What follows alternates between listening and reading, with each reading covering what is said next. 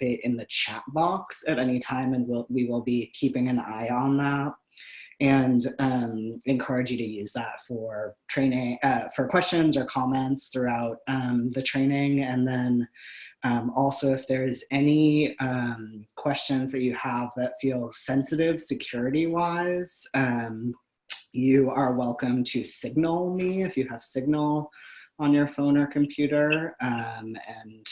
My phone number is 339-222-8771,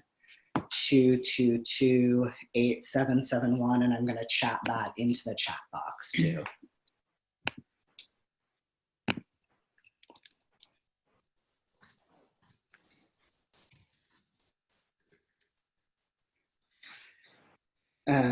So welcome, thank you so much for coming. We are a part of Catalyst Project. My name is Isaac Lev. Hi, I'm Donna Wilmot. And hi everyone, I'm Dylan. You'll see more of Dylan later. And Catalyst Project, if you don't know us, does racial justice work with majority white sectors of social movement. So we work with majority white organizations and white activists to really strengthen racial justice practice throughout campaign work, internally in organizations, et cetera. And we came to do work around state repression partially after sort of doing some post-Trump election assessment with some of our comrades of color, and really having them suggest and push us on like this moment when a lot of new people were entering movements, and a significant number of those people were white and or class privileged, and because of that sort of social positioning may not really understand the state as a force that is oppressive, or understand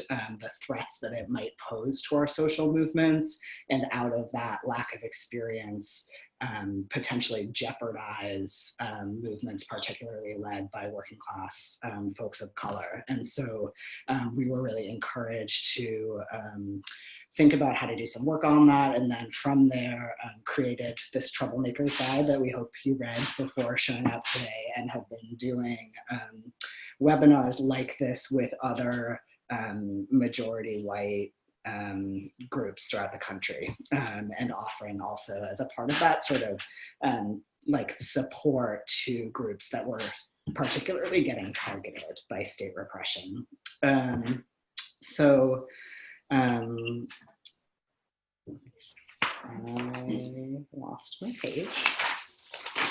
Oh, there we go. Okay.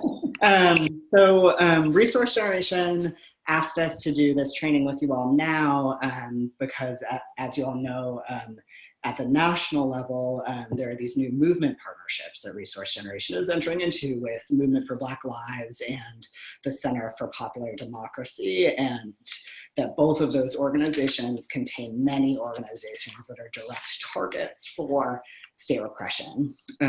So Black immigrant organizations. And I know that at the local level, some of you have also been engaged in chapter work with organizations that might be the primary targets of state repression.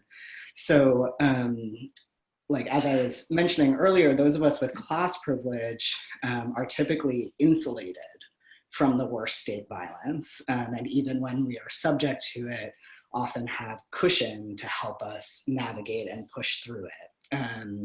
So that, for instance, might be access to good lawyers, access to money to pay for therapy, access to family support, and access to healthcare, things like this. And that those experiences of privilege of both like avoiding the worst of state violence, and then also having a lot of like tools to deal with it because of our privilege, can really get in the way of us understanding how it impacts working class communities of color, and that can be a vulnerability in our movements.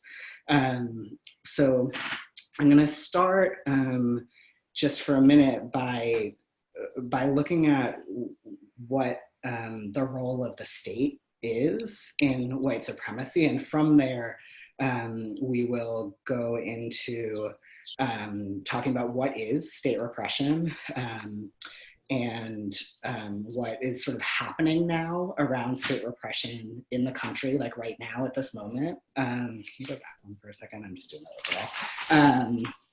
And then we'll tell you a few different stories to really look at more in depth what is state repression looking like. So those 3 stories are going to be around like repression of the Black liberation movement, repression at Standing Rock, and repression of like anti-Trump and anti-fascist protesters, to really look at what are the tactics that the state uses to come after our movements. And then from there, we'll talk about the things that we have learned about the best ways to resist state repression, and we'll have some time for question and answer. And discussion.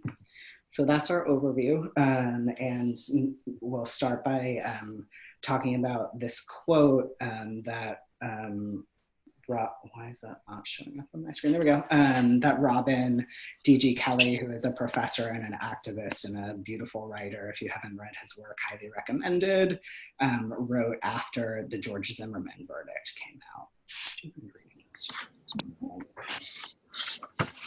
So these are Robin Kelley's words. It says, "Justice was always going to elude Trayvon Martin, not because the system failed, but because it worked. Martin died and Zimmerman walked because our entire political and legal foundations were built on an ideology of settler colonialism, an ideology in which the protection of white property rights was always sacrosanct. Predators and threats to those privileges were almost always Black, brown, and red, and where the very purpose of police power was to discipline, monitor, and contain populations rendered a threat to white property and privilege." So we just want to take a minute for responses to this, and I'm going to take everyone off mute, and I really encourage any questions. I know there are some difficult and complicated words in this definition and some difficult ideas. So any questions that people have about it, and any responses or reactions that you have.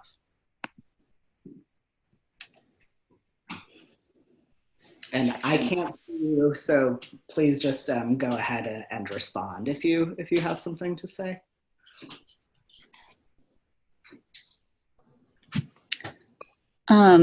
This is Anne, so I'm just glad to know of the name Robin D.G. Kelley. I'm looking forward to reading more, so thank you. Mm-hmm. Anne, would you say something about what about this quote makes you feel that way, or? Yeah, so I just feel like as someone who's, white and connected with property ownership, I can just see that, like, yeah, that's just the way this spells out that white property ownership is sacrosanct, is powerful for me to see it written that way, because I can picture examples, but I haven't really zeroed in with that wording. So, great. Yeah, thank you. Mm-hmm. Any other thoughts, questions, feelings, responses to this quote?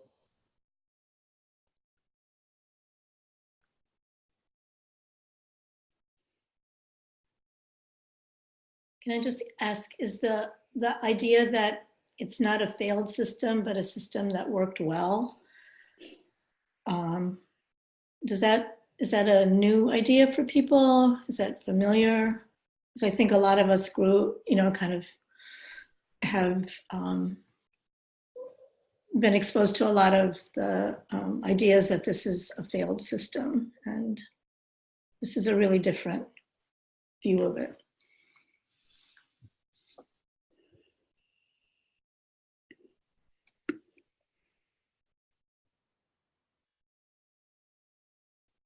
I'll step. This is Anne again. I'll just step up since there was a pause. But for me, I haven't read it written so succinctly and clearly before, so that's powerful. Great. And what what about specifically this last sentence? The very purpose of police power was to discipline, monitor, and contain populations rendered a threat to white property and privilege. Anyone have responses, reactions, questions about that?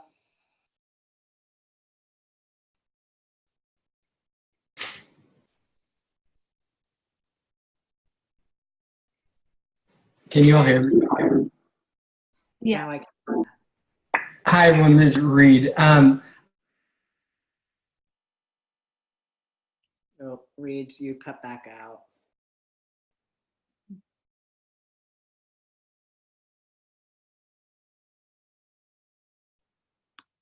Reed, can you try one more time? We can't hear you still.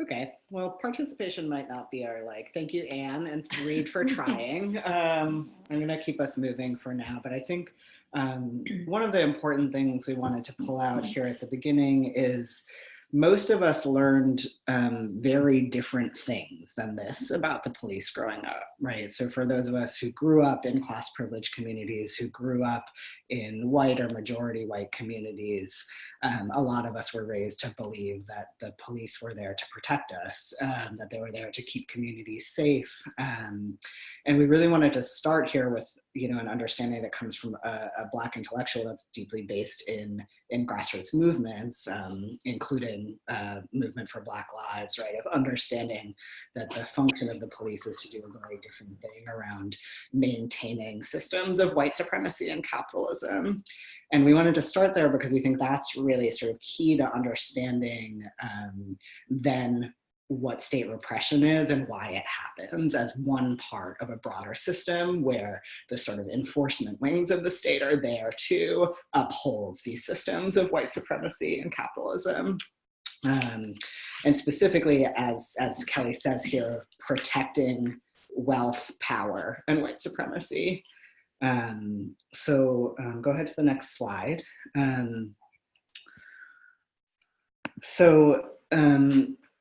Here's the definition that we are going to use for today for state repression. So state repression is what the government does and or threatens to do to individuals or groups that actively disrupt economic, social, political, and or racial status quo. It includes a wide range of tactics aimed to intimidate, discredit, disrupt, eliminate, and or neutralize political resistance. If you have any questions about that, please feel free to either, again, unmute yourself or to chat into the group chat. This is Sophia. I'm calling from LA. I don't know if you can hear me very well. I'm on the sidewalk about to board a metro bus. But I just thought that was really interesting also in the way that it intersects with the private sector, because not only does state repression, especially when it's talking about economics, just everything is now outsourced to the private sector into all these like McKinsey or, you know, Goldman Sachs, that in a way it's like another tactic to kind of circumvent the people once again. So I think the intersection of the government repression, but also private sector repression is really interesting. Also, I can't see the slides, so when you read them, it's really helpful. Thank you. Great. Okay, we'll do that. Thank you for that. Yeah, I think when we talk about Standing Rock specifically, we'll really look some at that sort of like the ways that private paramilitary and or corporate security forces sort of intersect with state repression. And I think that sometimes when people talk about imprisonment or policing, that there can be a lot of focus on the privatization of those forces, whereas we really want to talk about sort of like what's the function, whether or not it's forces that are like specifically embedded within the state or that are embedded within corporations. So what's happening now? So go ahead to the next slide. So state violence has been used historically, like on this land since before there was a US, from the early settler militias that were used against indigenous people, trying to protect their lands, to the slave catchers who were protecting the wealth of plantation owners, to the Texas Rangers who were enforcing the theft of Mexican lands. And so if you're joining us on the phone, the slide we have here is a picture of badges of the runaway slave patrols that were the first police in this country. But right now, hold on, I'm gonna do a technical difficulty timeout. Do either of you know how I can be seeing that here? If there's a... I don't know. Okay, I'll just look at it over here. Okay, so even though that is true and has been true through the foundation of this country, right now we're seeing a big increase in in the repression of political dissent that's particularly targeted at Black, Arab, Muslim, Latinx, and Indigenous movements. And there's been this huge increase in capacity of the state's ability to do that. And that has happened through a lot of expansion into funding.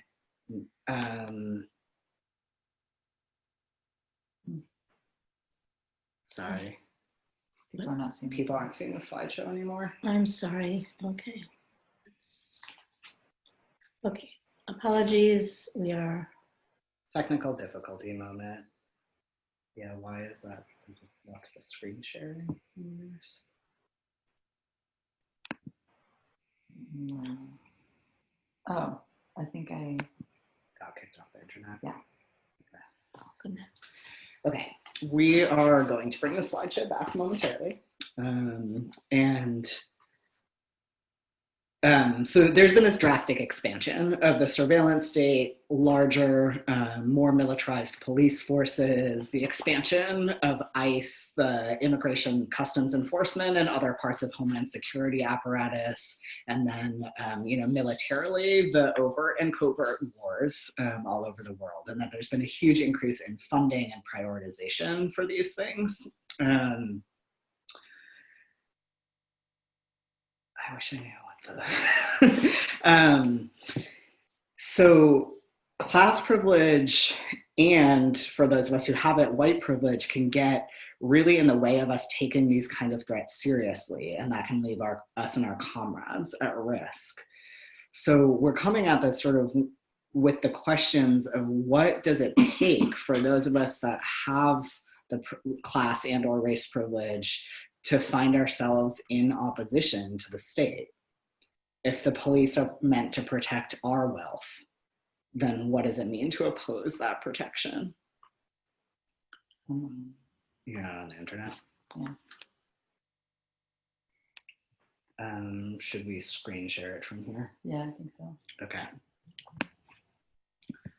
Technical. Let's just show that. I know, but I need to do it here. Sorry, y'all.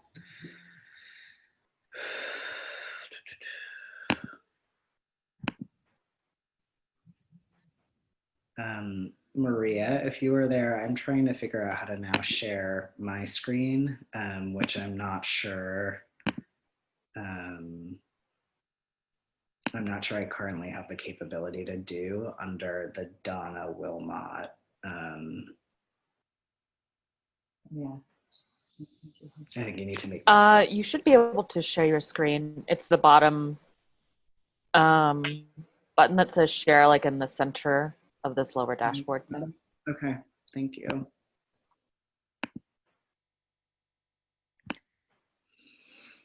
Yeah, I can see you now. Great.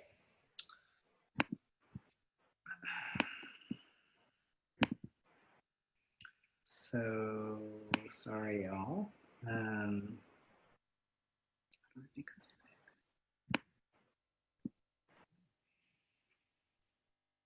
Do you see where I make it represent? Yeah. Okay, there we go. Okay, all right.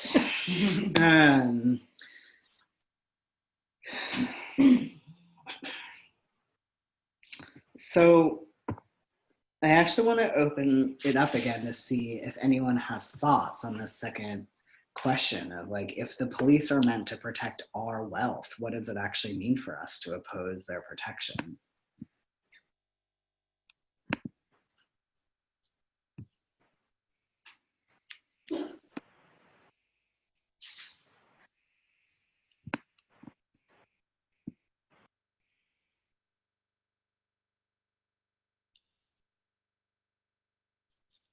If anyone's trying to talk, you were on mute.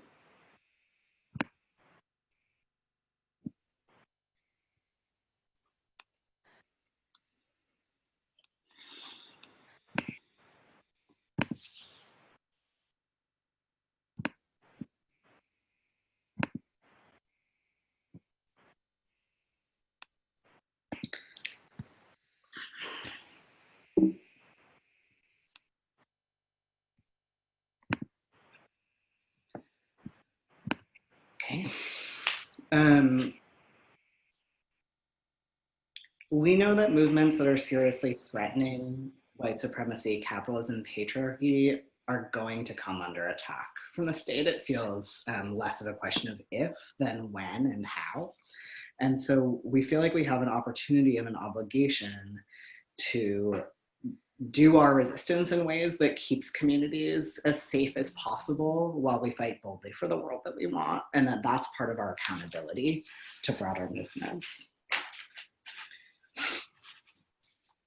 Luckily, we have a lot of decades of successful resistance to learn from. There are organizers who have used resisting state repression not just for defense of our movements, but also to bring more people in and make our movements stronger, smarter, and bigger.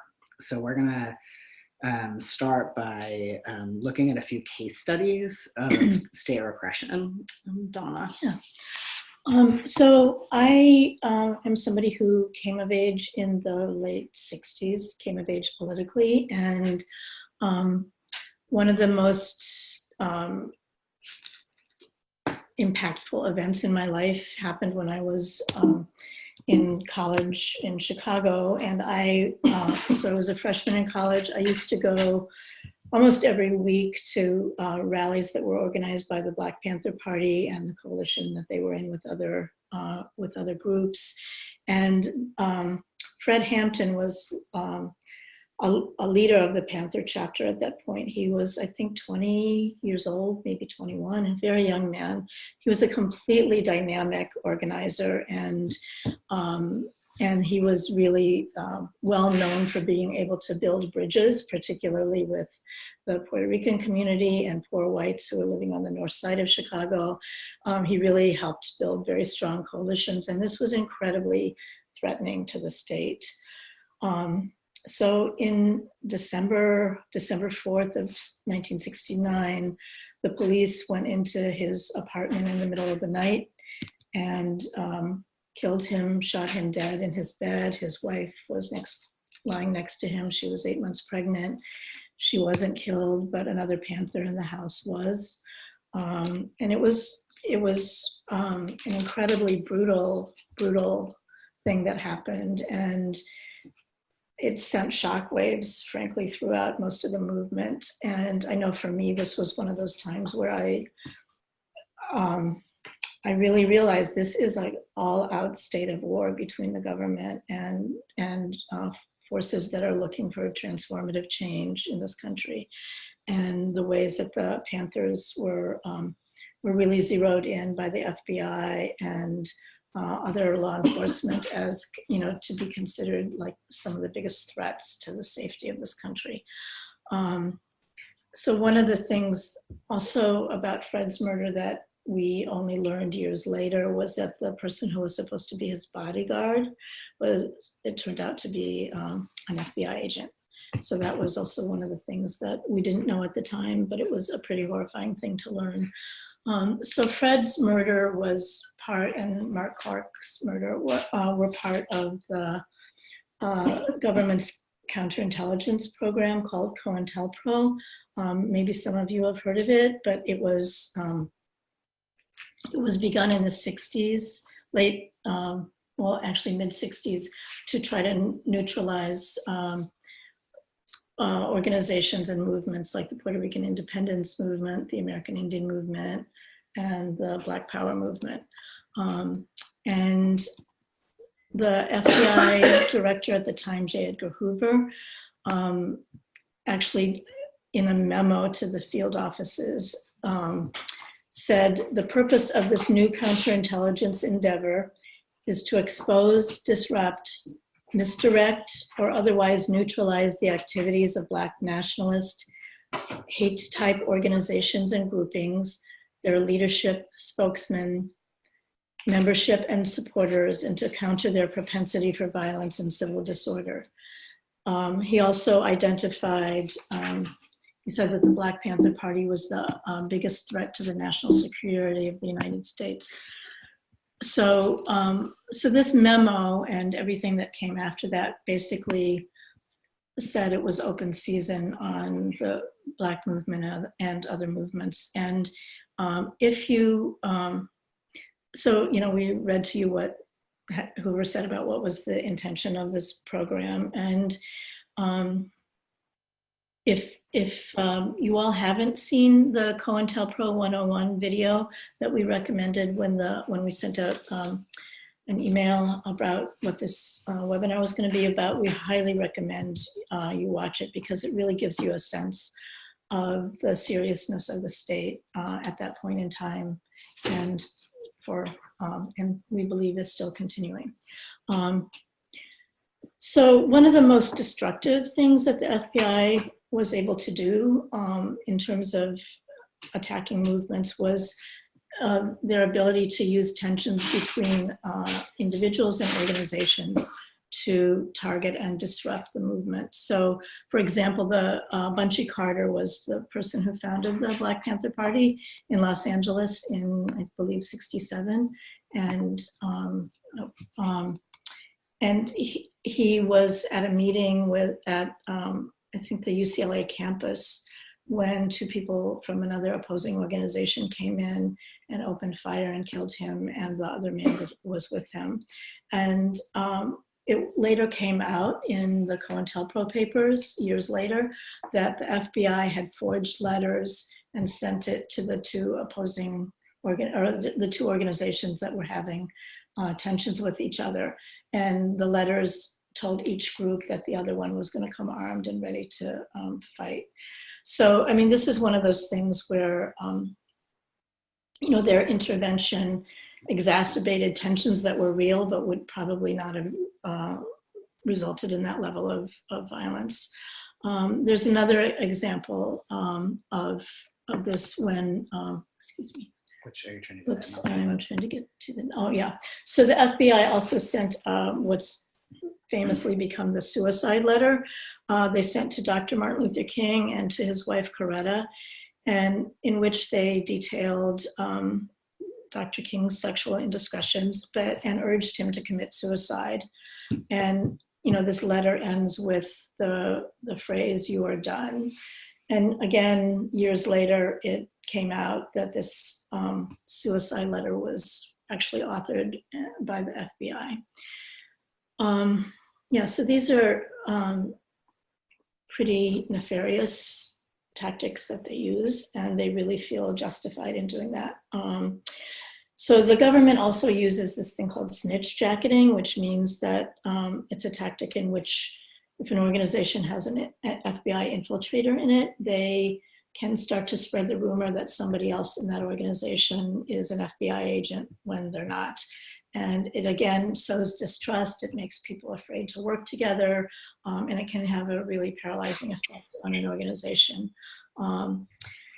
And so I really feel like I can't emphasize enough the ways in which the state uses internal conflict to destroy movements, and why it's so important for us to really be able to have the skills to resolve conflicts among us interpersonally and within organizations and between organizations. So, excuse me, a little bit of water. And I actually, as somebody who's been in the movement for 50 years, I feel like I'm really heartened to see how a new generation of leaders, particularly women and trans folks of color, are taking great pains to try to build healthy relationships within their organizations and to find ways to resolve conflict. I think it's hugely important that people are doing that, and also to be able to cultivate organizations that have collective leadership as opposed to just one or two leaders who can more easily be picked off. So it's really a credit to the work of this generation that people are being able to do that. So back to the earlier days in the 60s around the Black movement. So one of the, another key ways that the movement tried to disrupt, or the FBI tried to disrupt organizations, was by framing people on political charges. So the case of Angela Davis, who was actually facing the death penalty in 1970 in a government frame-up.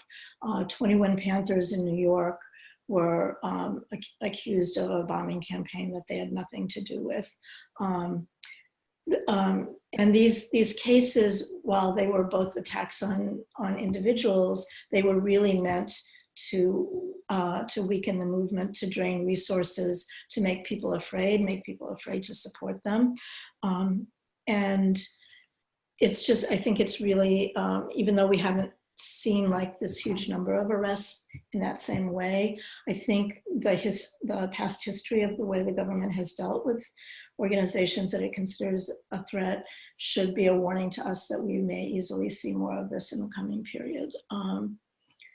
So both the repression was pretty horrendous, but also the resistance that was built off of that was really, really important. Like Angela Davis's case galvanized support all around the world. And, you know, she will say, I don't know if you've seen any of the interviews with her, or the movie where she says it was the movement that saved my life, basically, that the state really wanted to kill me. Excuse me. Anyway, so it's also important to remember that, you know, so people came forward to like offer bail, to organize politically, to support people who are on the front lines and who are really being targeted. So even though it had a negative effect on some parts of the movement, it also made people stronger and more committed to the struggle. Both things were happening. Next slide, please. Yeah. Thanks. So we can see J. Edgar Hoover's legacy in what's happening right now. The FBI has created this identity, this label called Black identity extremists, and they define it as individuals who seek wholly or in part through unlawful acts of force or violence in response to perceived racism and injustice in American society. And some do so in furtherance of establishing a separate Black homeland or autonomous Black social institutions, communities, or governing organizations within the United States. The report further asserts that, quote, incidents of alleged police violence have continued to feed the resurgence in ideologically motivated violent criminal activity within the BIE movement. I just also think it's worth saying there is no such thing as a BIE movement. This is a construct. This is like made up by Jeff Sessions and the FBI. But it's the language is completely reminiscent of the language from J. Edgar Hoover in the 60s. Next one, please. Thanks. So as the movement for Black Lives has grown, we also see that, I just want to back up a minute just want to emphasize the thing about that Black extremist identity example. You know, what that really translates to, that awkward quote, it's really saying that people who are fighting against police violence are instigating violence against the police. I mean, it totally flips the reality. It totally is an attempt to change the narrative, like who is the victim and who's the perpetrator here. So I think it's really important to be able to have these conversations in our community about, if you see evidence in your work or in your networks that story is being told, really, it's important to be able to question it, to help people think about it critically. So this effort, so we're showing, for people who can't see, there's an image of the National March Against Police Violence in New York in December 2014.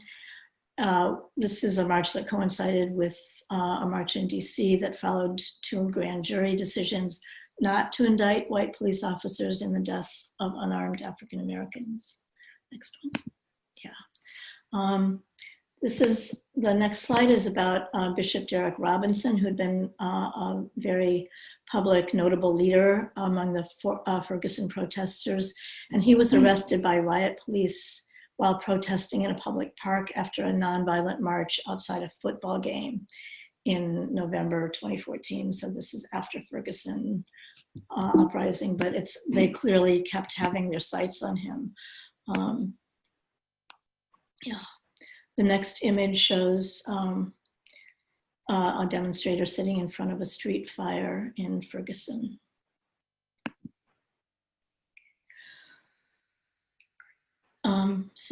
And the last image shows a woman, was a very famous, iconic image of a woman standing very calmly between 2 heavily armored police officers who are coming at her. We just want to underscore the fact that there are really intensive efforts by the state to criminalize people who are resisting racism. And there is also something very specific about anti-Black racism that means the state is really focused on a fear of Black radicals and the Black radical tradition. And for those of us like folks in RG and people all around the country who are allies to the movement for Black lives, we really need to challenge these narratives of criminalization wherever we see them popping up. And sometimes that will mean, if Black folks or anyone is doing work that might kind of disrupt the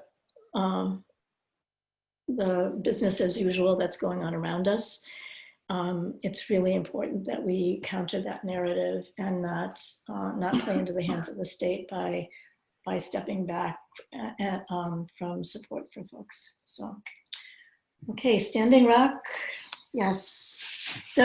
Before we move, are there any questions that anybody has?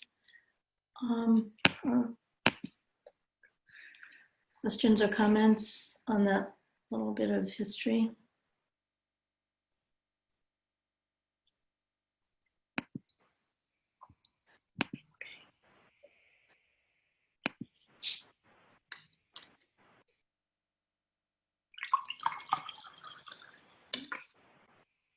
Okay, then we're gonna move on to the next example of recent state repression, which was at Standing Rock. All right, hi everyone, this is Dylan again. Yeah, okay, great. So I wanted to share a little bit about some of the state repression that happened out at Standing Rock, because I think one of the things that is so important is in really connecting the dots of this history that Donna just shared and show how the same tactics are showing up now. So just a little bit about where I am in talking about this. I was sent out as part of Catalyst to go out to Standing Rock and help offer orientations to newcomers to camp. So I was out there from about the beginning of November to sometime early mid-December.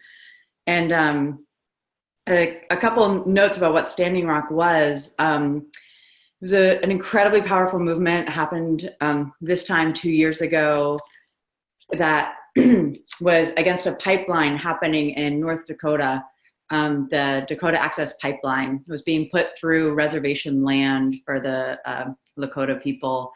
And it really was an incredible moment of catalyzing indigenous resistance to extraction and to the extractive economy. And one of the things that was so powerful about it was that there were hundreds and hundreds of indigenous nations that all showed up. And it was, as people were saying at the time, possibly the largest historic gathering of indigenous nations at one time ever to happen.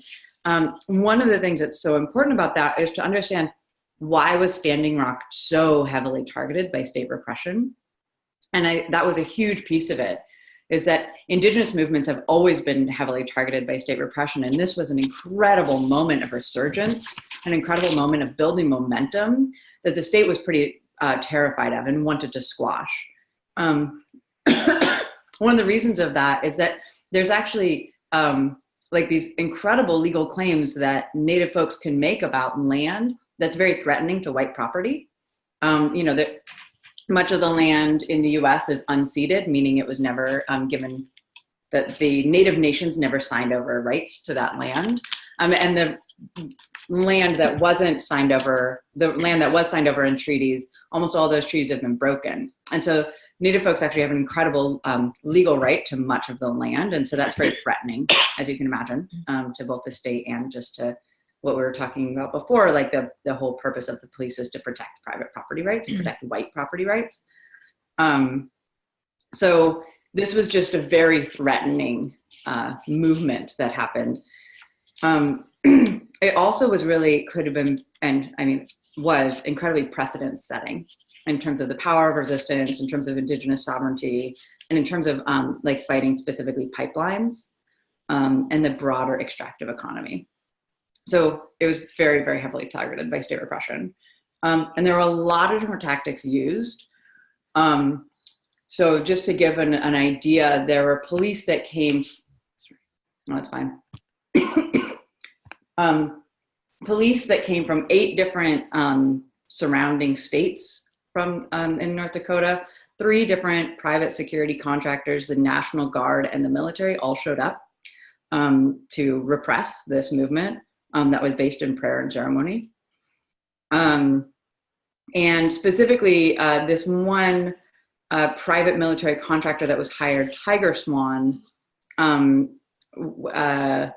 they had worked out in Afghanistan. They were actually formed, this private security contractor was formed out in Afghanistan, and then started to work here specifically around Standing Rock.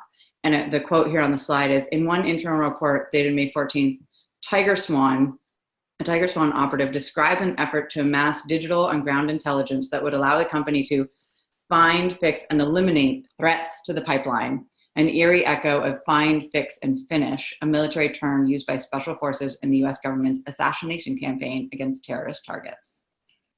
And so Tiger Swan, the many different police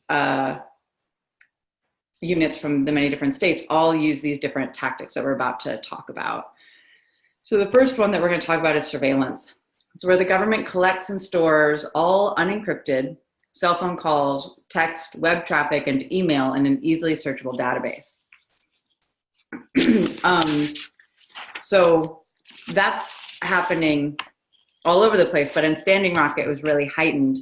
And they had equipment that was capturing all cell phone calls that were happening at camp. And they were constantly searching through that to find different ways that they could either target particular people, frame particular people, or create or exacerbate conflict between people or between groups. And we're going to talk about the conflict piece a little bit more in a minute.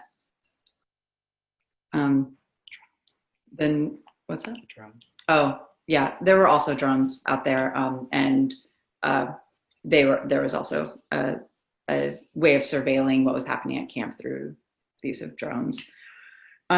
Another piece that we wanted to pull out here is infiltration.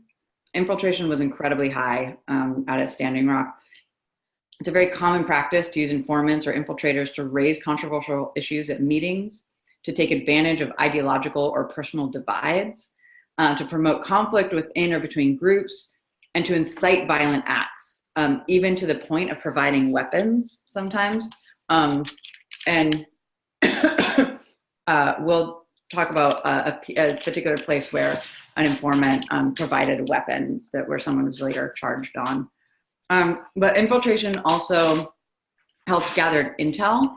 And so one of the things that has come out since Standing Rock is actually these maps that Tiger Swan and the state had created of different people who they deemed as leaders out at camp.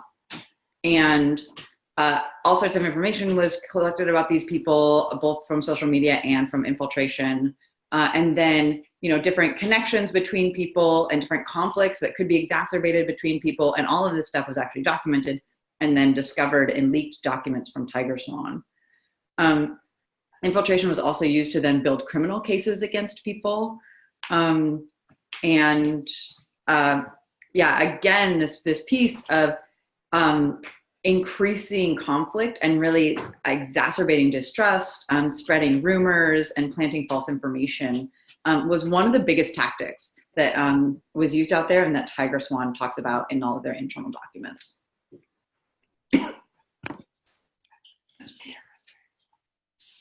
Oh, okay. So another tactic that they were using were arrests and raids. So at Standing Rock, 831 people were arrested during the course of those months. Over 300 of them had their cases dismissed or were acquitted. Over 200 have taken plea deals with non-cooperation agreements and didn't do prison time.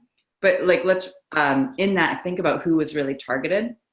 And again, it was Indigenous leaders who were targeted. So even in actions or in moments where the people who were actually in leadership of the march might not have been the Indigenous leaders, the people who were targeted by police and pulled out were almost always the Indigenous leaders. And one of the ways that they would also intimidate people in that is that, if let's say the march was going past a line of cops, the cops would specifically say hey, so-and-so to the Indigenous leader, letting them know that they know who they are watching them. It was just constant intimidation.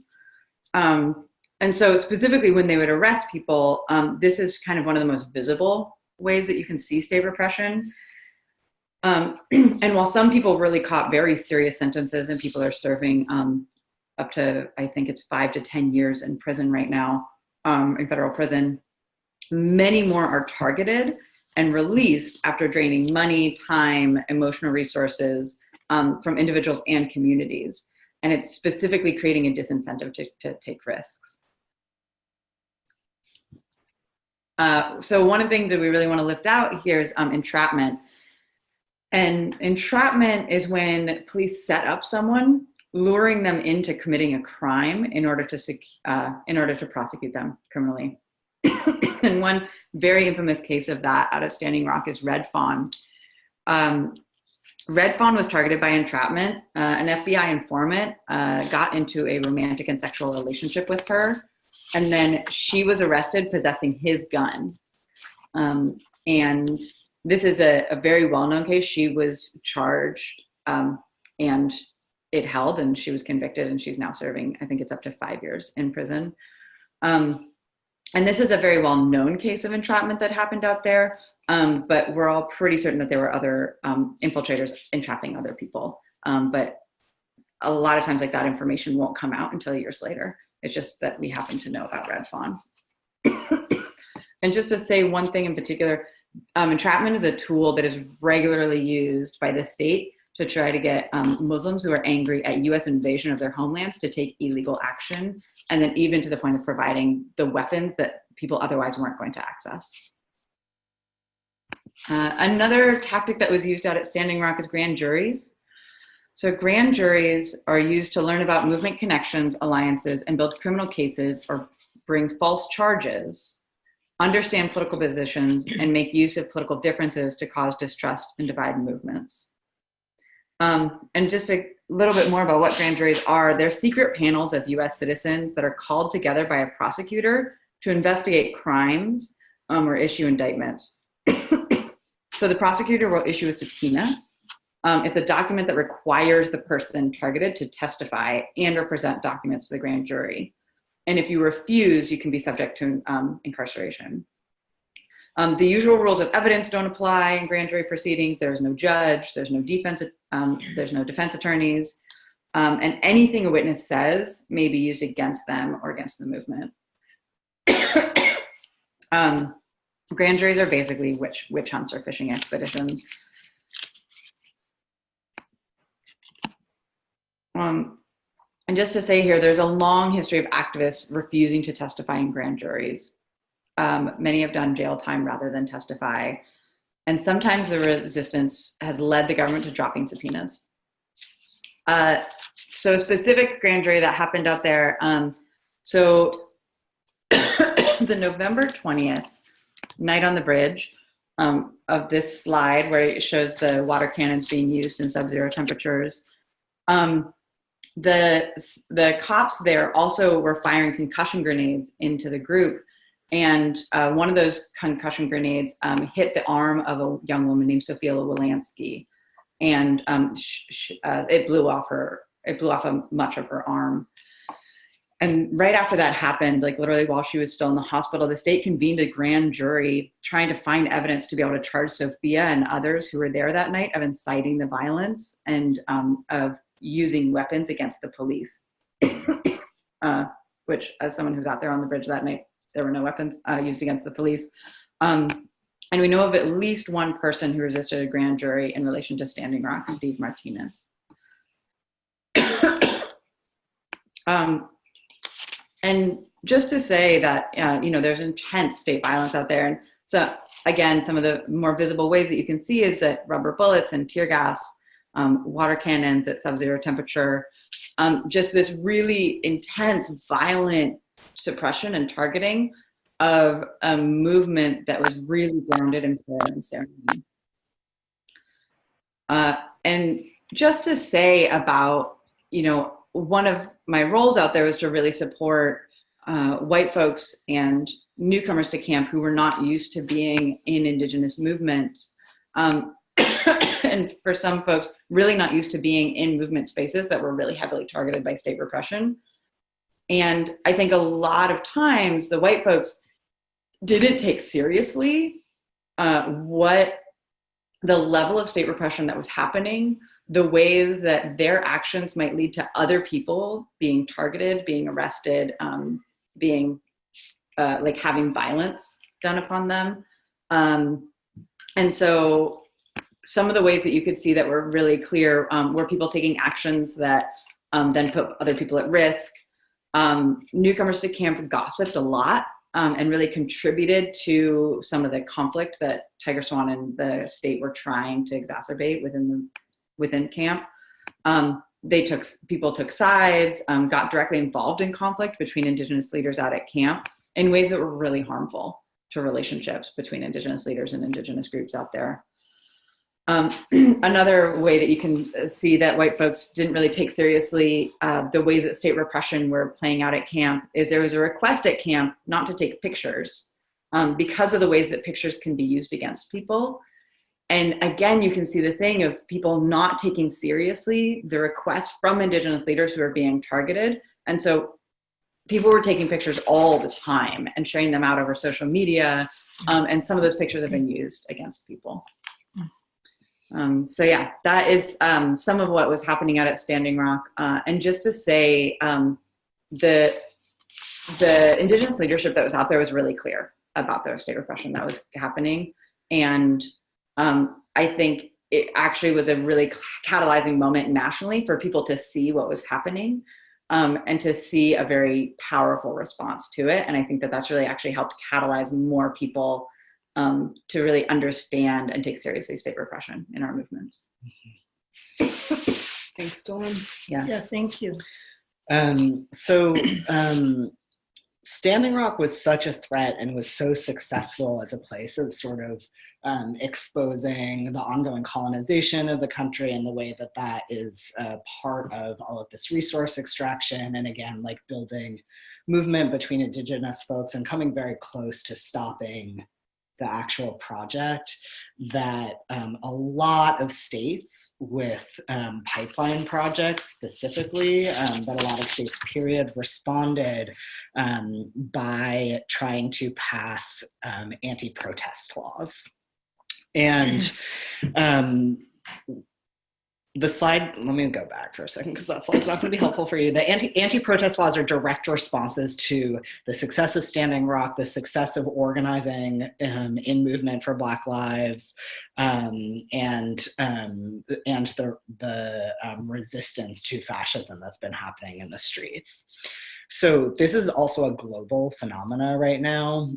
So the slide that you're looking at now are pictures of places that authoritarian or right-wing governments have very recently, within the last couple of years, tried to pass or have passed anti-protest laws in response to movements that are on the ground. So Spain, Egypt, Ukraine, Australia, and many more, but these were some places that people were resisting in an organized way. So in the US, the way that a lot of these laws came to be is that ALEC, the American Legislative Exchange Council, which many of you would have known because they also drafted a lot of key anti-immigration legislation and a lot of right-wing legislation targeting everything from, again, like immigrants to Muslims to abortion rights. ALEC developed a template for anti-protest acts, and it specified a lot of things, but I pulled out 2 quotes here that are actually from their template. So it's establishing criminal penalties for a person convicted of willfully trespassing or entering property containing a critical infrastructure facility without permission by the owner of the property, and it prescribes criminal penalties for organizations conspiring with persons who willfully trespass and or damage critical infrastructure sites, and holds conspiring organizations responsible for any damages to personal or real property while trespassing. So this is a huge deal. This has been, again, the format for all of the laws have passed. So for the first time, it's saying that there will be criminal penalties, often felony charges, just for entering, for trespassing on the site of a pipeline, for example, or anything else that could be considered a critical infrastructure project by the state. And then saying, again, that basically any organizations that that person is a part of could be targeted with legal and financial penalties for that action. The second quote here says, if it's determined that the intent of the trespasser is to willfully damage, destroy, vandalize, deface, tamper with equipment, or impede or inhibit operations of the facility, the person shall, upon conviction, be guilty of a felony. So again, creating felony charges for direct actions, basically for anything that is aiming to directly interfere or stop operations of these pipelines, which, as we've seen, is happening over and over and over again in the last few years. 31 states have considered these anti-protest laws in the past several years, and 9 bills have been passed. So if you're looking at the map, you can see that they have been passed in North Dakota, South Dakota, Oklahoma, Missouri, Tennessee, Virginia, Georgia, Florida, Louisiana, and Arizona. Guys, I just want you to feel impressed that my stupid US geography was actually able to name all of those states on that map. Well, but you had the notes. I didn't have the notes.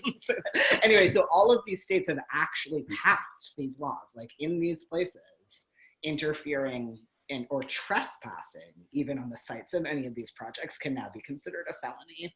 And in Louisiana, we're seeing the first charges go into effect from these laws. And unsurprisingly, that is at Bayou Bridge. I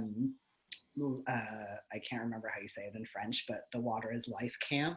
That is there, again, a site that is trying to stop a pipeline that is going through indigenous territory, where the indigenous people do not want the pipeline there, and indigenous people from other nations as well as people who are not indigenous have come out in solidarity and are supporting through these kayak protests.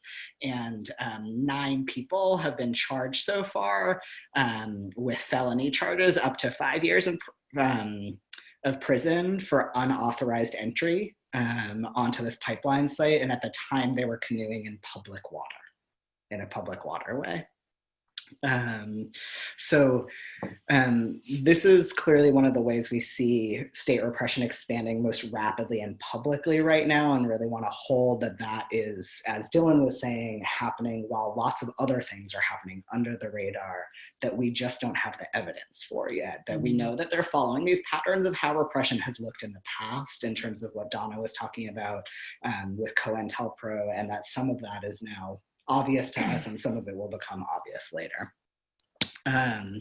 So the third sort of case study that we wanted to talk about in terms of what repression of movements looks like right now is this move toward criminalizing people who are standing against fascism and white nationalism in the streets. And what feels really critical about this case is that we know that fascism and white nationalism both rise through normalization and lack of resistance, and that has happened historically, and it's certainly happening right now in this moment.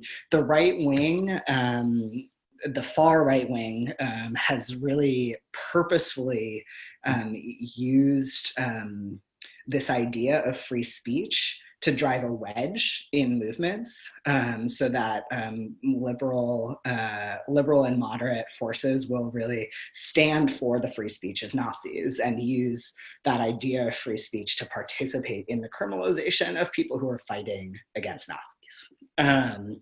Really intense when you think about it. You know, what we're seeing is that like liberals and moderates and certainly conservatives are defending the right of fascists to have a platform in the name of free speech, and that is giving legitimacy to acts of discrimination and violence that are happening against Muslims, Jews, Black people, Indigenous people, immigrants, refugees, queer people, and women, which of course for fascists, misogyny is like really key to the platforms that they're organizing on right now. Criminalizing street protests and fighting back and self-defense has been sort of like a core of Trump's presidency since literally the day of his inauguration. And we see that when people are coming out in this way in the streets, that that everyone on the political spectrum, from Trump to Rachel Maddow, who is considered a very progressive commentator on MSNBC, is sort of like doing this, saying that there's violence on both sides, and that we should be comparing people who are trying to defend communities against white supremacy to people who are, like this slide shows, coming with torches to defend a Confederate statue and chanting anti-Semitic, racist, and misogynist slogans in what are clearly acts of intimidation that are meant to strike fear into those communities. The last thing that feels important sort of about like why anti-fascism is being targeted specifically is that we can really think about sort of these like street forces of white supremacy, like these white nationalists here in Charlottesville, or the white nationalists who have been coming out to target Berkeley, as like part of the people that make it possible to pass through the sort of white supremacist legislative agenda that's happening, and who are deeply tied in with the state forces of white supremacy that happen through policing, both through actually sharing membership, but also because we see the police come out over and over again to sort of facilitate the participation of these sorts of things in the streets. Again, this is a picture of Charlottesville. I feel like people are probably mostly familiar with that one. I did want to take a second to talk about specifically the J20 protests that happened in DC the day of Trump's inauguration. And what we saw during this was sort of like what was to come in the years after. So in these pictures, what you're looking at is just like, you know, activists and journalists getting hit by pepper spray and a stun grenade. And then what happened after this was actually scarier to me. So basically, more than 200 activists were kettled, which is when the police sort of form a formation that means that no one can get out. It's actually like impossible to leave, and then arrested everyone inside of that kettle and charged them with like a huge variety of charges, but mostly with felony charges. And there was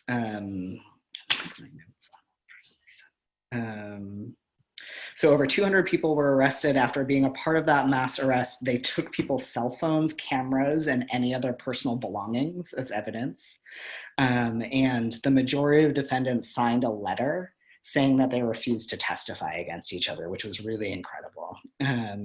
Most of them eventually had their charges dropped, but there are still 59 people who are facing felony charges that could result in up to 60 years in prison. And after that, the Department of Justice was directed to seek 1.3 million IP addresses, so that's sort of like the identifying information on your computer, to access to the website that was calling for the Inauguration Day protests. What they are doing with those email addresses, we don't know yet, but we know that they looked for them, right? So there's been a lot of tactics that have been used against anti-fascist protesters. We've already talked about a lot of them. So surveillance, sort of like instigating conflict or divisions between different parts of the movements. One that we haven't mentioned yet that has also been used in all of these movements is sort of like raids of homes and offices. So that's something that can happen directly in relation to someone being arrested. You know, they come to arrest you and they search your spot, or happen independently of it when you're not home. And in Berkeley, which is one of the places that fascists have been targeting, there was an activist who had 2 different houses raided and torn apart looking for evidence against him. And that included, like, part of the evidence that they documented were what books he was reading. And what political posters he had up and sort of what his political affiliations were, and they were using that as evidence. We know that there is infiltration, so sometimes the cops get information that there's no way they could have had without infiltration, and that again, that's used to create conflict. That the FBI has been used to question activists. So in Charlottesville, where this was happening, and also this is a picture of the resistance in Charlottesville, the FBI approached a lot of people afterwards, including that they approached Black local organizers there, saying that they were looking for information on the violent white supremacists who were there. And then the FBI used that information to target the activists that they had been interviewing and others in their communities. One very important lesson from that is just don't talk to the cops. The other one is that the police actually have no obligation to tell you the truth. It's not illegal for them to lie to you. Grand juries were again used in the Charlottesville case. We know that there was at least one. And then another thing that we saw happening against anti-fascists in particular is sort of like the criminalization of everyday activities. In Berkeley, there was a move to criminalize people wearing masks in the street. I don't want to be there yet. It's okay. Sorry. So in Berkeley, basically there was this huge rally. You're looking at like a very small portion of what was a huge rally that came out sort of after Charlottesville, when there were a lot of white nationalists that were coming into Berkeley, and there was a protest. Maybe a couple thousand people came to it. So you're looking at one part of the protest. this is a picture of another part of the protest, which for those of you who are not on the computer is a picture of a lot of folks who are in Black Bloc. Meaning. Who are dressed up in all Black so that their identities are not easily identifiable.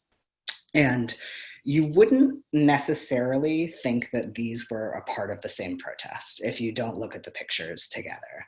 And the reason for that is that the state wants you to believe that all of these people who are dressed in Black, again, like Rachel Maddow is saying, or like Trump is saying, are like as much a part of the problem as white nationalists are. What you can't tell from this picture is that the folks who are dressed in all Black during this massive protest actually formed a defensive, protective line between both the white nationalists and the police to make sure that all of these other people could participate safely without getting attacked. And after that success, the incredible movement success, Berkeley responded by then criminalizing the wearing of masks during anti-fascist protesting specifically. And they did that. They anyone who was wearing a mask got arrested. A lot of people got arrested with weapons charges for carrying signs that were on sticks, and then had their pictures published, like their mugshots published in the media with their charges, which then led a lot of people to have trouble with everything from like keeping their job to getting housing, etc. And there's actually, it was their names and addresses as well.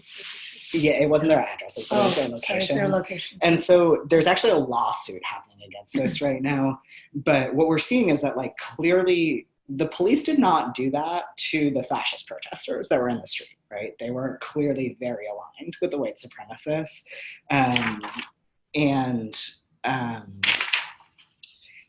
that one of the things I just wanted to draw out here is that like masks in those situations are used as protection, right? Like a lot of us know this, like may have done that in the streets before, both against the use of tear gas, which was used in multiple of these demonstrations by the police against the anti-fascist protesters, but also to protect identity when one of the key sort of like tactics of the right in the streets is to document people and then to release their personal information so that they get attacked. And that several of my personal comrades in this situation face death threats, rape threats, stalking, targeting by the police for their public presence in these types of actions. And so then the thing that people can use to protect their identity is then being criminalized.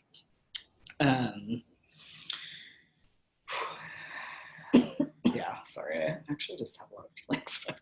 Yeah. So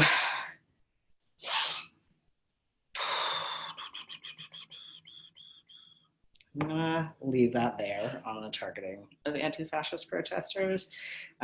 Do you still want to share? Make it quick. Yeah. Okay. So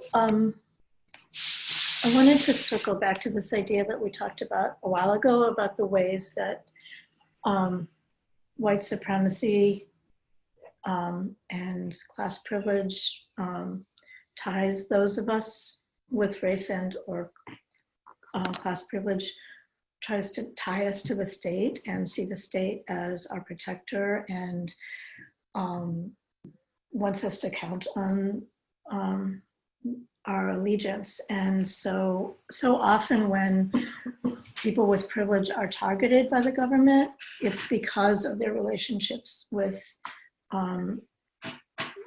and their solidarity with movements who are led by working class folks of color. And I just have one example from my own life, which is as a supporter of the Puerto Rican independence movement, I was under a fair amount of surveillance. And one thing the FBI would do when they would go to my family or places of work or my neighbors, they would almost always start off with this thing where they'd say, "We know Donna isn't violent, but what we are concerned about is her relationship. We're worried about the violence of the people that she's associated with." And so this was just a way to try to drive a wedge between those of us who are supporters of the movement and that movement itself. And it's a really dangerous move by the state to try to do that. And it can be incredibly destructive to social movements when that card is played by the state. So this is a lot. It's the reality that we're living in. And also, like, I just experienced a lot of emotional intensity in relation to even saying it, let alone if I had been hearing it for the first time. So just wanted to say before we transition into really talking about resistance that these tactics are designed to make us feel fear. They're designed to intimidate us. They're designed to make us stop resisting. And like, that's why we need to have each other and like work collectively, because if we let that fear sort of get too far into our hearts, then we stop trying to build the world that we so desperately want, and we can't do that. So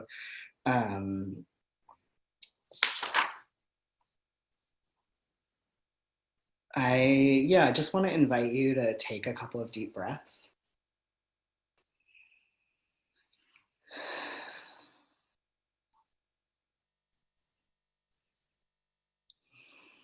To feel yourself against whatever it is that's holding you up, if it's the floor or the chair or bed. And to remember that we are in a long legacy of people who have been fighting against this type of repression and fighting to build liberation for all people. And we can draw on and become a part of that legacy.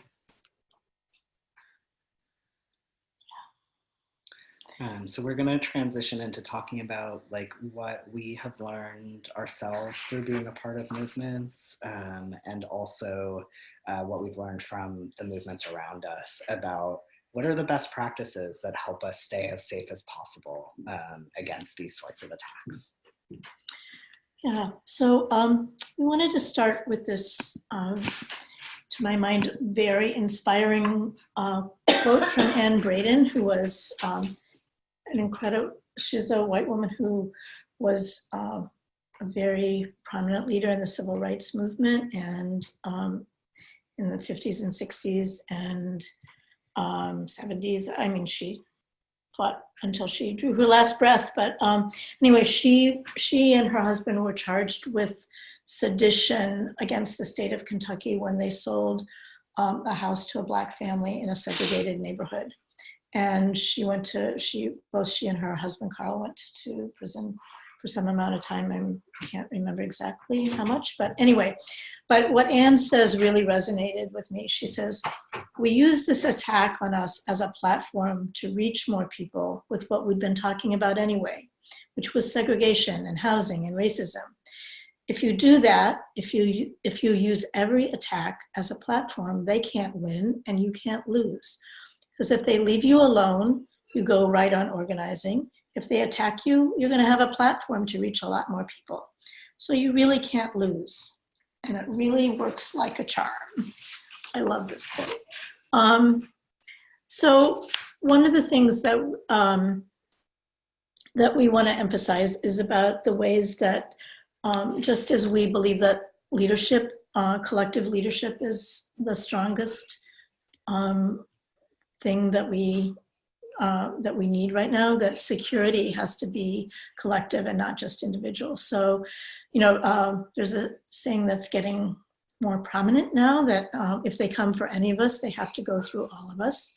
And, you know, to me, what that means that is if somebody's visited by the FBI or gets called to a grand jury, instead of seeing that just as a targeting of an individual, we have to have an orientation that this is a more collective attempt to disrupt our movement, and that our ability to resist and defeat these things really rests on our sense of interdependence with each other and collectivity.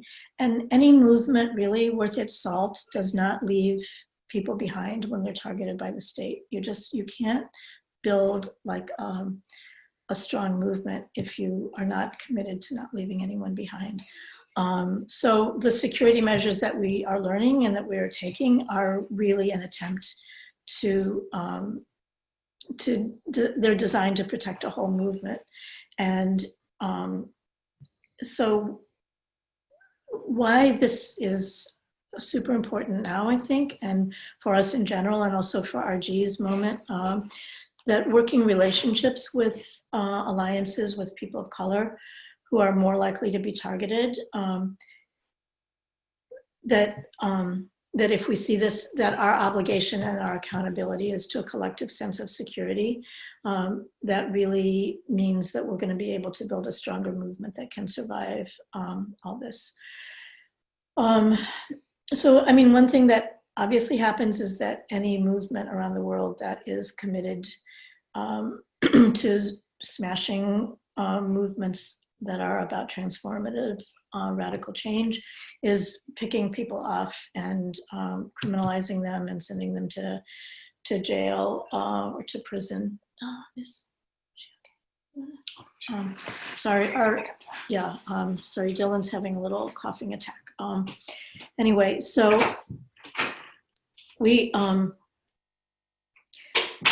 so I was a political prisoner in the 90s, and I mean, one of the things that was, well, there were many things that were really important to me in that period, but I can't really emphasize enough how important it is.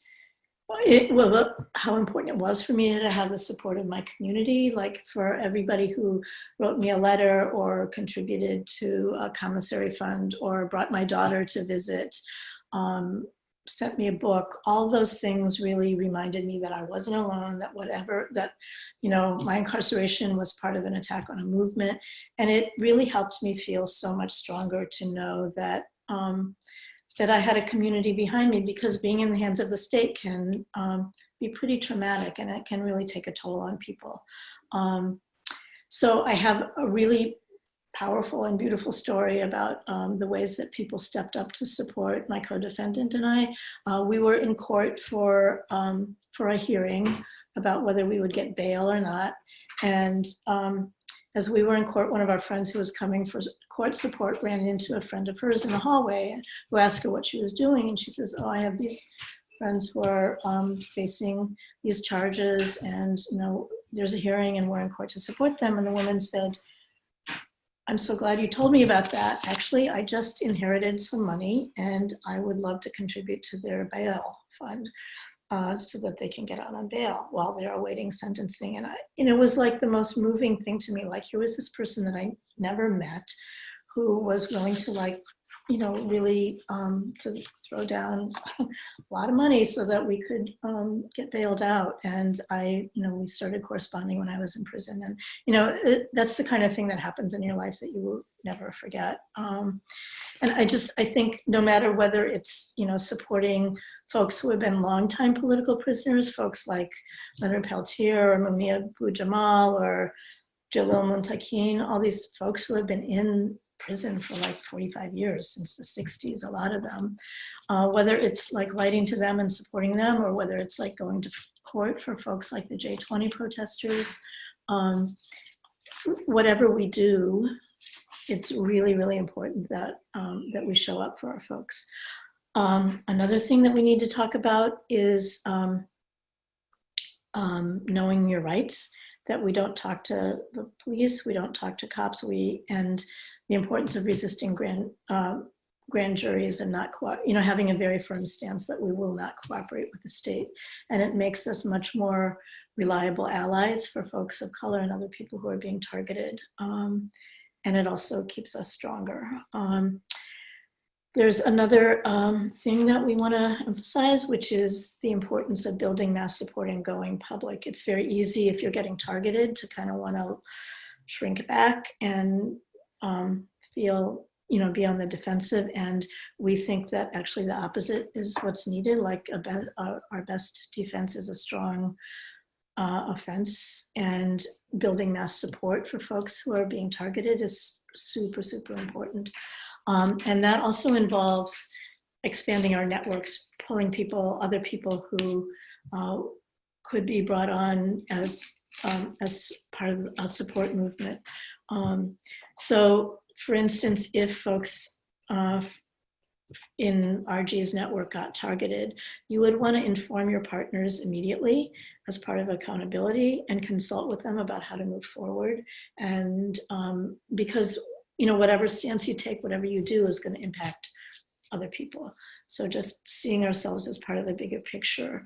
And I also think when I think about RG's relationship to these questions of state repression, I think the role of progressive funders is super important to consider, because a lot of times when organizations get targeted by the state, funders back off and don't want to support people who are deemed controversial. And I think that folks in RG can really break that mold and offer examples of strong solidarity. And, you know, I just think you're in an excellent position to do that, whether it's like helping with legal fees, bail, you know, supporting people who are losing their jobs, you know, whatever ways, you know, political support, speaking out in the media, lots of ways to like really throw down and make sure that people know that they're not alone. Yeah, I think, you know, and also like one example that we've talked about is the way the Black, the movement for Black Lives was targeted after their platform came out, when they took a strong position in support of the Palestinians and strong criticism of Israel for what it was doing to Palestinians. And there were a lot of people who like backed off of support for them. And I think that folks in RG are in a position to fund groups that give them the ability to stay true to their values, even if the state is targeting them. So also think that we want to hold people accountable to our collective values and our agreements. So, you know, within organizations that we have, and in coalitions, we have values that say we do not engage in oppressive behavior with other people. We have a commitment to not spread rumors or engage in behavior that would be divisive and leave other people more vulnerable. And also that we don't tolerate disruptive behavior. If somebody's, you know, really playing a negative role in an organization that you're part of or a coalition, instead of spending a lot of time about trying to figure out if they are agents of the state, if they're playing that kind of a role and they don't respond to feedback, and then I think it's really perfectly fine to ask them to leave. It's important to ask them to leave. I think another thing about being a grounded ally to folks who are likely to be targeted by the state is to agree to whatever security protocols people ask for, to really to learn what those are, to respect those, and to really to honor that as part of solidarity and support. And again, you know, to reiterate the thing about sometimes, you know, like I know out here when folks from the movement for Black Lives shut down BART, you know, there was like some pushback about why are they doing this, and I think being able to have like a political compass that allows you to both, you know, have your questions, but also be able to support, to understand that there's a real bottom line issue here about supporting folks' right to self-determination. And that means sometimes choosing, you know, tactics that make some people uncomfortable, but to not engage in like public criticism of that, or, you know, to try to, yeah, to support folks in that ability. So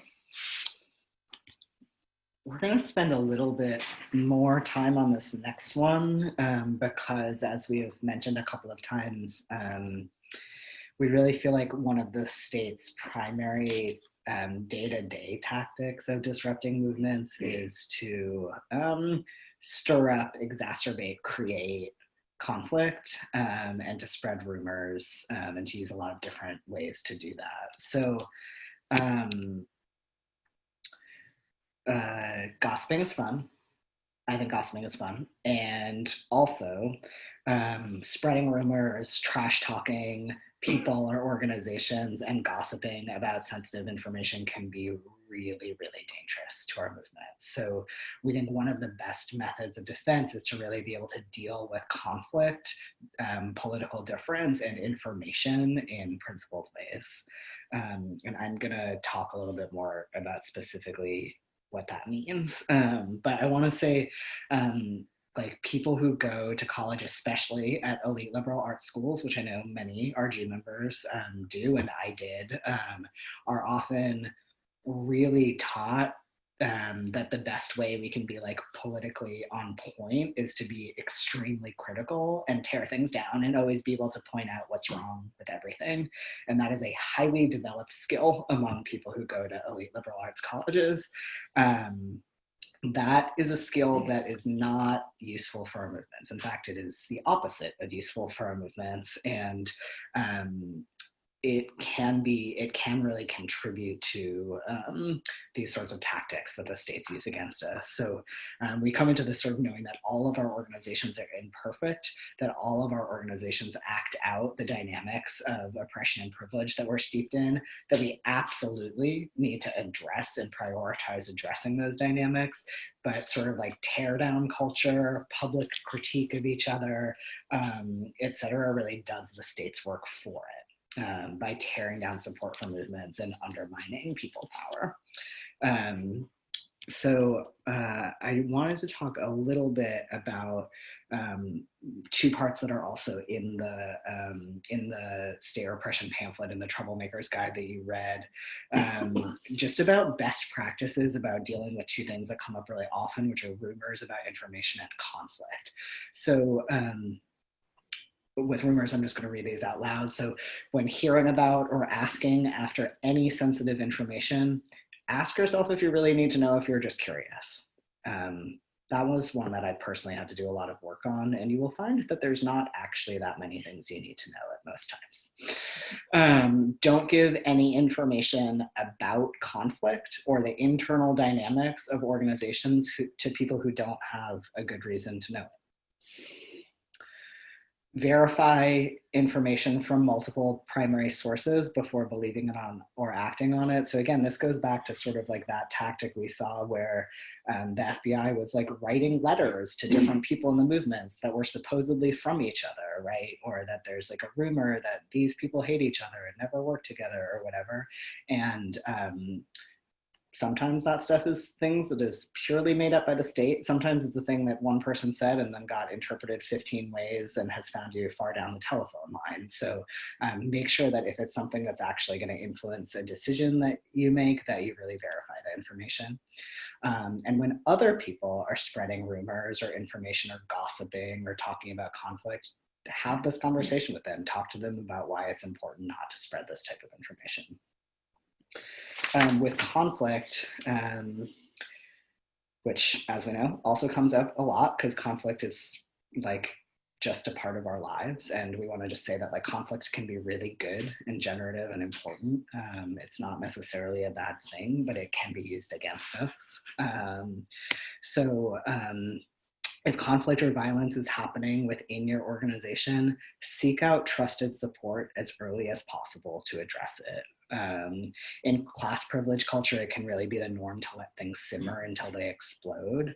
And clearly at that point, it's a lot harder to deal with whatever an issue is. So really take the time to address things before they get bigger than they need to.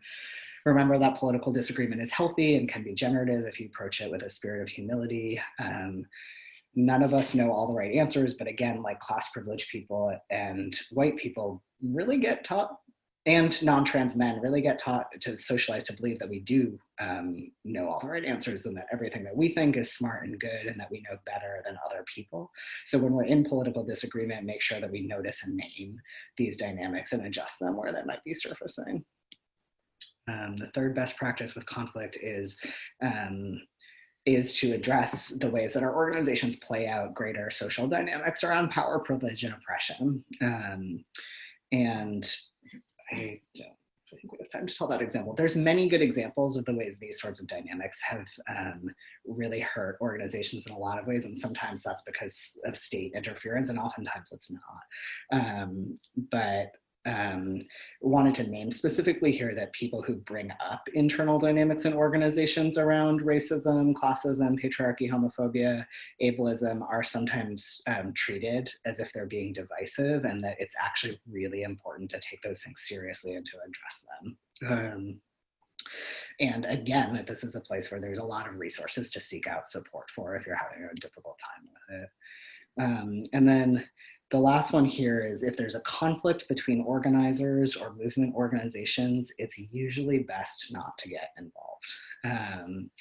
I think the one exception to that is if you're being directly asked into a support role about it and you have skills that you feel like to offer about that, and you feel like really confident that you can understand multiple sides of a conflict.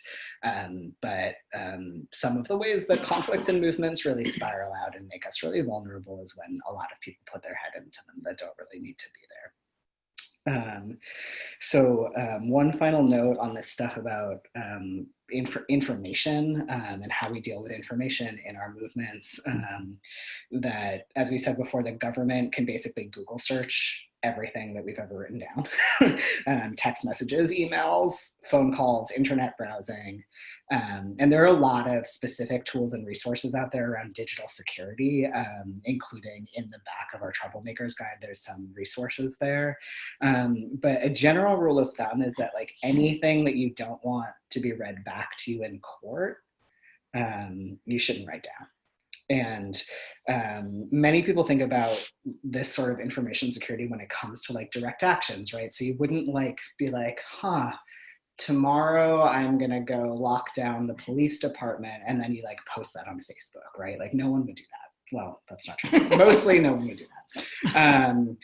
But people often don't think about that it also being a risk to do that when we're critiquing organizations, when we're talking about conflict that's happening between organizations, when there are rumors circulating, and those things are also important to keep private. And doing things like posting them in Google documents or sending regular text messages about them are actually a vulnerability. So if there are things like that that really need to be communicated digitally, use encrypted communications. And then the last part of the best practices is just this last one of political education is an important part of all of this. So just like you all are joining today, talking about these issues is a part of your organizing work, and having these discussions in your organizations is an important part of accountability, because people who don't understand the historic and current role of the state, and again, most class privileged people, most white people, and most new people to movements, regardless of identity and experience, don't necessarily have that understanding and can therefore create vulnerability. So getting on the same page about that is an important part of best practices.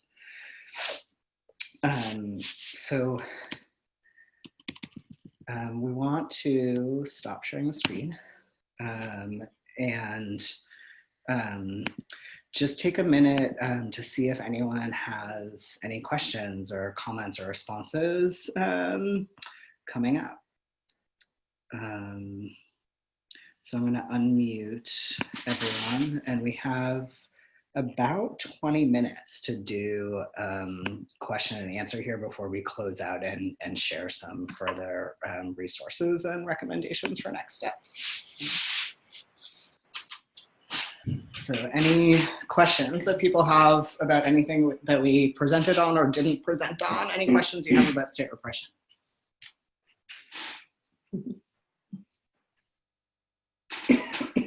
Yes, the recording will be shared.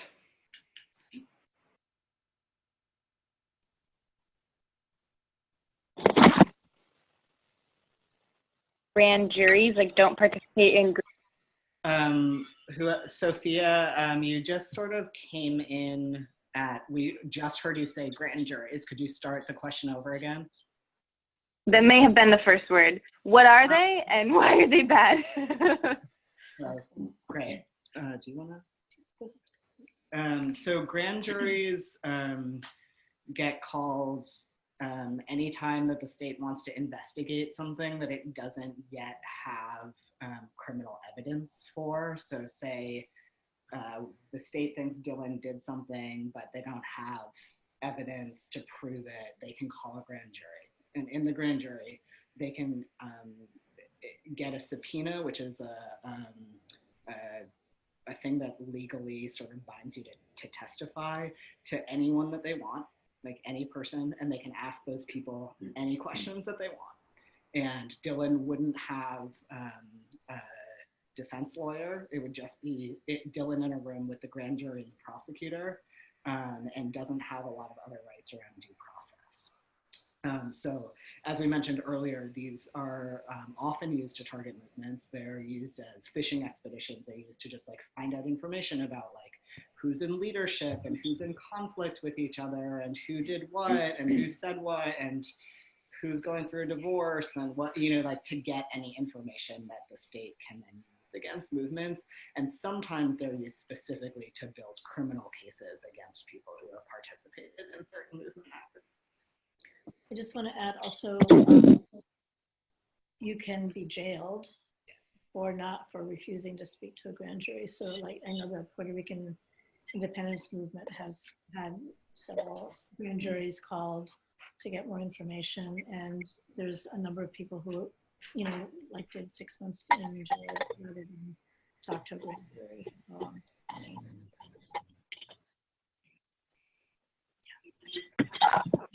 They can be very intimidating. Did that answer your question, Sophia, or do you have anything following up? That mostly answered it. Main thing. I think there's a description of it also in the Troublemakers guide. Yeah. Okay. Thank you. Other questions? Oh, this is Maya. I have a question. Can you hear me? Yep, go ahead. Okay. So I was just wondering, like, what are the, and I'm sorry, I wasn't able to look at the material before because I just signed up for this today and I was at work.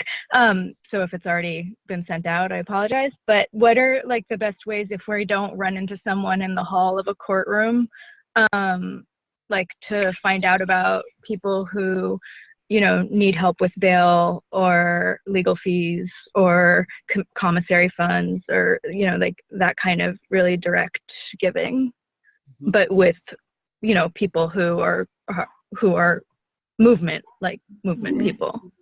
That's a great question. Yeah, great question. Well, like the example of Standing Rock is an important one. I mean, there was, you know, the organizers supporting folks who were under repression from Standing Rock put out a call. There was, I think, a lot of money donated for bail, for legal fees. So, I mean, you need to be connected somehow to, you know, like a movement. Something has to be happening in, that you are aware of where, yeah, where you, I mean, but there are bail funds, like there was a bail fund for the J20 people.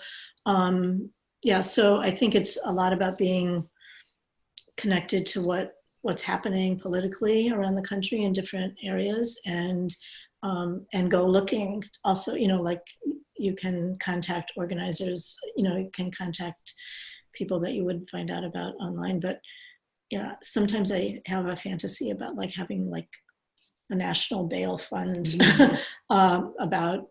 You know, to support people who are subject to political repression. And like, you know, like for people like the folks that I mentioned who have been in prison for decades, there are commissary funds. Like if you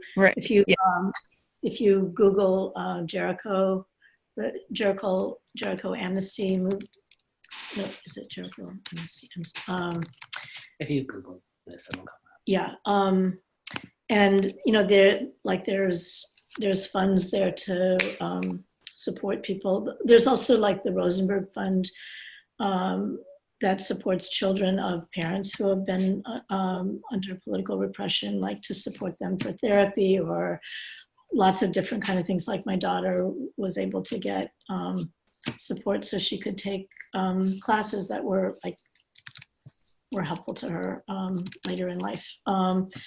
That came from this fund that acknowledges that there are people who are subject to political repression and their whole families suffer in that process.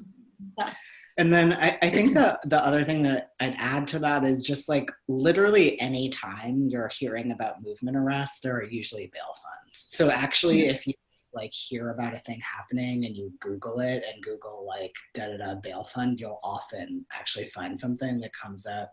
If you sign up for the text message alerts from Movement for Black Lives, they do them a lot. And I actually, actually a bail fund that just got announced, I think today, for the people in Georgia who were, they did some sort of direct action to make sure that all of the votes in the gubernatorial race are going to counted. So there's a bail fund for those folks, and the National Lawyers Guild often is a great place to look for bail funds and or to donate directly, because they do a lot of National Lawyers Guild lawyers do a lot of the movement defense for free to movements. And then the last one I will say is that there's this grassroots movement around bail funds to bail Black women out of jail. The Mama's Day bailout. The Mama's Day bailout, which is another great place to look. I think someone just posted that for Southerners on New Ground, which is one of the organizations that does that. Yeah. We have time for one or two more questions. Oh, I just had one other thing to say about bail, is sometimes it's also people put up their houses for bail, which that's another thing. Like if folks own property, that's another way to support people outside of big cash. Yeah.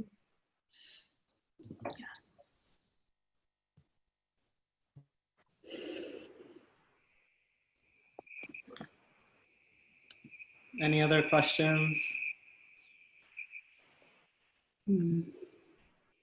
Comments? Thank you very much. This just really powerful. I'm looking forward to reading the stuff you sent out before. I didn't get a chance to read that yet, but a heavy wake up call. I mean, every day is a lot, but all of your expertise shared is really, really appreciate it. So thank you. Thanks, Anne.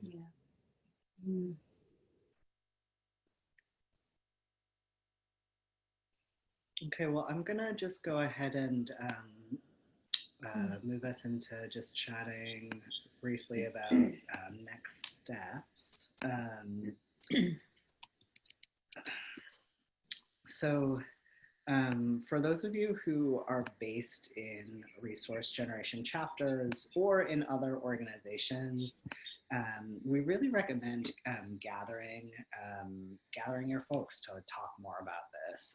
So in the back of the Troublemakers Guide, there's a resource that was put together by BACR, which is Bay Area Committee to Stop Political Repression. Did I get that right? You got it.